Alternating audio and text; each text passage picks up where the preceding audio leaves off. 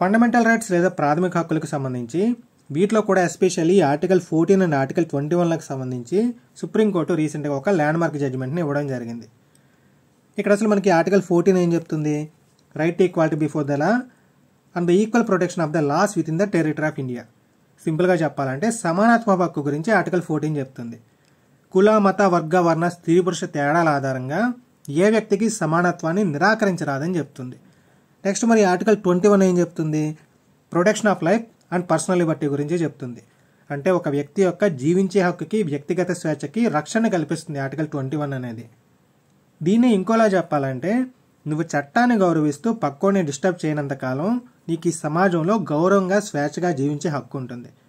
అంటే ఇక్కడ ఆర్టికల్ 21 నువ్వు ఎలాగలా జీవించేస్తే చాలని చెప్పట్లేదు. నీకు ఒక గౌరవప్రదమైన స్వేచ్ఛాయుతమైన జీవితాన్ని ప్రామిస్ చేస్తుంది.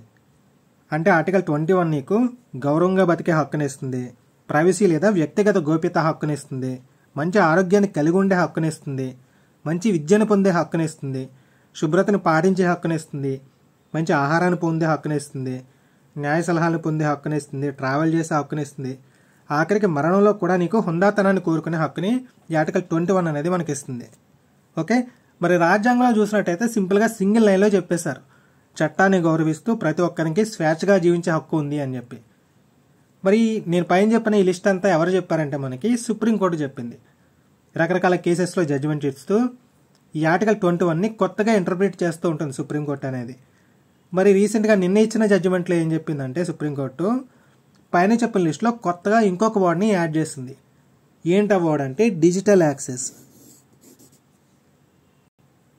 ఈ డిజిటల్ యాక్సెస్ కూడా ప్రాథమిక హక్కు అని చెప్పింది. తెలుగులో చెప్పాలంటే డిజిటల్ సదుపాయము జీవించే హక్కుల్లో అంతర్భాగం అని చెప్పింది.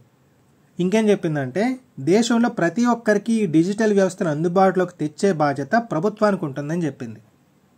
ఇక్కడ గుర్తుపెట్టుకోవాల్సిన పాయింట్ ఏంటంటే ఈ జడ్జిమెంట్ గురించి చెప్తూ ఈరోజు ఈనాడు న్యూస్ పేపర్లో ఒక కార్టూన్ వచ్చింది. ఈ న్యూస్ చూపించి ఒక కుర్రాడు వాళ్ళ అమ్మని బెదిరిస్తూ ఉంటాడు. ఏమని? సుప్రీంకోర్టు అందరికీ డిజిటల్ యాక్సెస్ ఉండాలని చెప్పింది, సో నాకు మొబైల్ ఇవ్వని చెప్పి. ఇక్కడ మనం అర్థం చేసుకోవాల్సిన పాయింట్ ఏంటంటే డిజిటల్ యాక్సెస్ అంటే ఇంట్లో ఉన్న చిన్నపిల్లలకి, టీనేజర్స్కి కూడా మొబైల్ కంపల్సరీ ఇవ్వాలని కాదు. మరి ఈ యాక్సెస్ ఎవరికంటే దివ్యాంగులకి, గ్రామీణ ప్రాంతాల ప్రజలకి, వృద్ధులకి, ఆర్థికంగా వెనకబడిన వాళ్ళకి, మైనార్టీలకి, ఇలాంటి వాళ్ళకి అనమాట.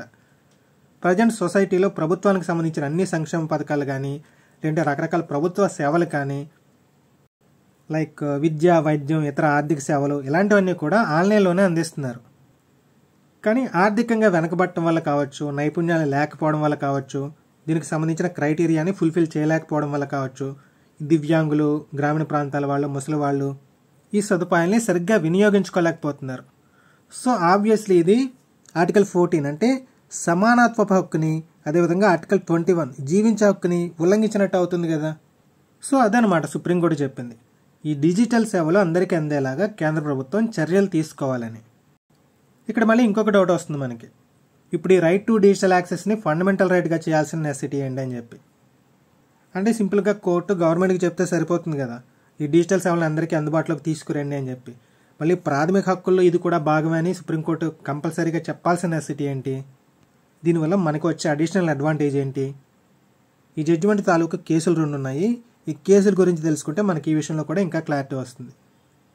ఓకే, సో ఇక్కడ బాగా గుర్తుపెట్టుకోండి, ఈ డిజిటల్ యాక్సెస్ అనేది ప్రాథమిక హక్కు అని చెప్పి సుప్రీంకోర్టు ఈ ల్యాండ్ మార్క్ జడ్జిమెంట్ని ఏ కేసెస్లో ఇచ్చిందంటే ఫస్ట్ కేసు వచ్చేసి Pragya Prasoon versus union of India case, second case వచ్చేసి Amar Jain versus union of India versus others case.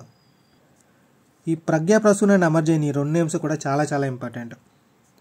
In case రేపు ఎగ్జామ్లో క్వశ్చన్ అడిగాడు అనుకోండి, ఇచ్చిన ఆప్షన్స్ ఆధారంగా ఆన్సర్ పెట్టాల్సి ఉంటుంది. డిజిటల్ యాక్సెస్ ప్రాథమిక హక్కు అని సుప్రీంకోర్టు ఏ కేసులో తీర్పిచ్చిందంటే ఆప్షన్స్లో ప్రజ్ఞా ప్రసూన్ ఉంటే ఇది కరెక్ట్ ఆన్సర్ అవుతుంది, అమర్ జైన్ ఉంటే ఇది కరెక్ట్ ఆన్సర్ అవుతుంది. ఇన్ కేసు 2 ఉంటే both options both the answers are correct. ఇప్పుడు కేసెస్ గురించి చూద్దాం. ఫస్ట్ ప్రజ్ఞా ప్రసూన్. ఈ ప్రజ్ఞా ప్రసూన్ ఎవరంటే జార్ఖండ్కి చెందిన అమ్మాయి. ఎవడొకడు లవ్ చేయమని వెంటపడేవాడు, వాడిని ఇగ్నోర్ చేసి వేరే అతన్ని పెళ్లి చేసుకుంది. సో వాడు జలసీతోటి ఈవిడ ట్రైన్ జర్నీలో ఉండగా యాసిడ్తో అటాక్ చేశాడు. ఆ దాడిలో ఈవిడ కళ్ళ రెప్పలతో సహా 47% ఆఫ్ ద బాడీ కాలిపోయింది ఈవిడది. ఎలాగో సర్వైవ్ అయ్యారు. తర్వాత తనలాంటి యాసిడ్ అటాక్ బాధితుల కోసం ఒక ఫౌండేషన్ స్టార్ట్ చేశారు. అతి జీవన్ ఫౌండేషన్ అని.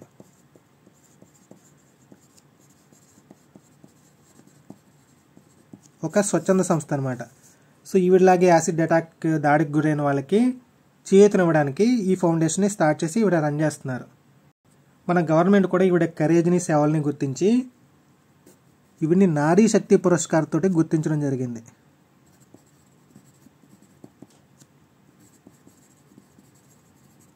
ఓకే, సో ఈ నారీ శక్తి పురస్కార్ తోటి ఈవిడ్ని గౌరవించడం జరిగింది. సో ఇక్కడ వరకు బాగానే ఉంది. నెక్స్ట్ 2023లో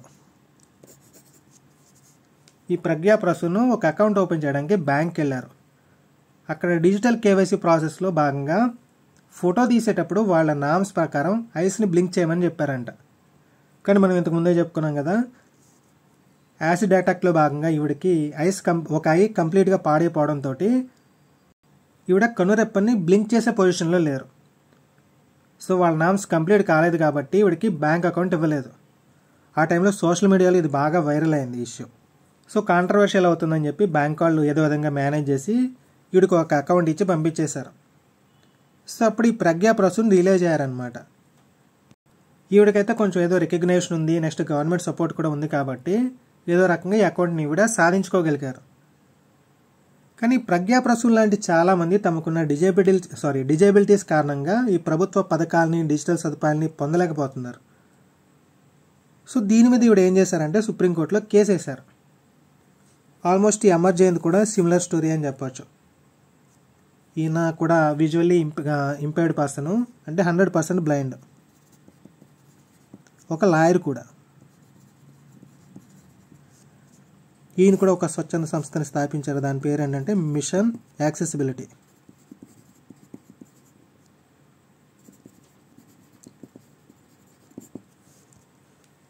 సో ఈయన కూడా డిజేబిలిటీ రైట్స్ కోసం వర్క్ చేస్తున్నారు. ఈ అమర్జన్ కూడా ఈ గవర్నెన్స్, వెల్ఫేర్ సిస్టమ్స్లో డిజిటల్ కేవైసీ లేదా నో యువర్ కస్టమర్ ప్రాసెస్ ఉంటుంది కదా, సో ఇది అందరికీ యాక్సెసిబుల్ ఉండాలని సుప్రీంకోర్టులో కేసు వేశారు. సో రెండు కూడా సిమిలర్ టైప్ ఆఫ్ కేసెస్ కాబట్టి రెండింటికి కామన్ జడ్జిమెంట్ని సుప్రీంకోర్టు నిన్న ఇవ్వడం జరిగింది. వీటికి సంబంధించి తీర్పిస్తూ సుప్రీంకోర్టు ఏం చెప్పింది, ఈ డిజిటల్ యాక్సెస్ అనేది ప్రాథమిక హక్కు అని చెప్పడం జరిగింది. నెక్స్ట్ ఇంతకు ముందు అడిగిన క్వశ్చన్కి ఆన్సర్.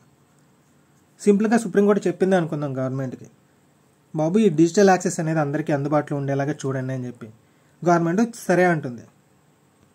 సో అలా జరిగినప్పుడు ఈ డిజిటల్ అంతరాన్ని తగ్గించడం అనేది ప్రభుత్వానికి జస్ట్ ఒక చాయిస్ మాత్రమే అవుతుంది. అంటే ప్రభుత్వం చేస్తే చేయొచ్చు, చేయకపోయినా అడిగేవాడు ఉండడు.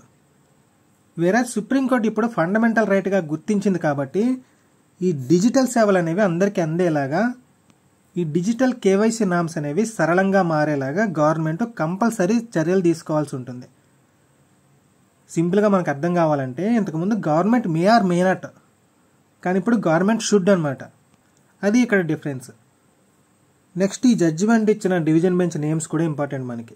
ఎవరంటే ఆ జడ్జెస్ జేబీ పార్దీవాలా, ఆర్ మహాదేవన్. ఈ పేర్లు ఎక్కడ ఉన్నట్టున్నాయి కదా. యాక్చువల్లీ 3 weeks బ్యాక్ చెప్పుకున్నాం మనం ఈ తమిళనాడు గవర్నమెంట్ వర్సెస్ గవర్నర్ కేసులో. ఈ బిల్స్ మీద 3 monthsలో డెసిషన్ తీసుకోవాలని తీర్పు చెప్పింది కదా, same bench JB Pardiwala, R Mahadevan. Okay, so మీకు ఇంకా ఈ టాపిక్ మీద ఏమైనా క్వశ్చన్స్ కానీ డౌట్స్ కానీ ఉంటే కింద కామెంట్ సెక్షన్లో అడగండి. Thank you for watching.